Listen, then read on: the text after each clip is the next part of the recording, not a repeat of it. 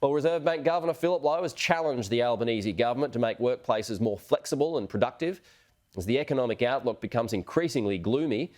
Olivia Casely joins us live from Canberra now. Olivia, good morning. So what did Dr Lowe have to say?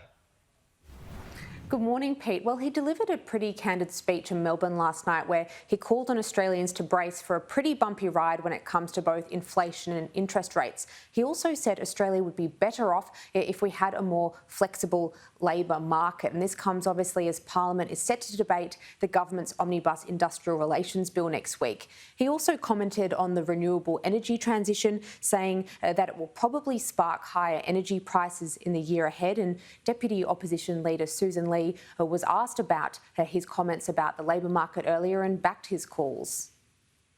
The remarks from the Governor of the Reserve Bank certainly underscore the position that we're taking, which is that this is exactly the wrong time to introduce this radical industrial relations reform.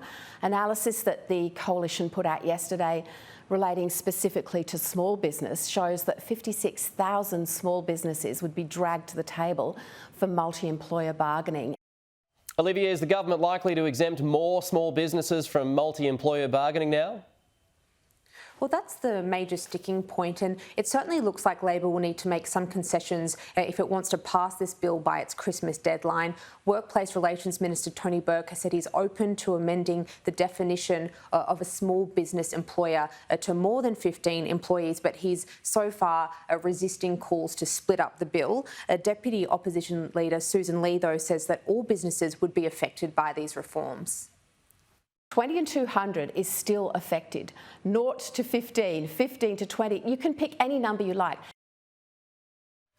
The government still needs to win support of likely kingmaker David Pocock, who wants more small businesses to be protected. He has not yet said what number he'd like that threshold lifted to, but he has indicated that he'll likely sink the bill if it remains unchanged, Pete.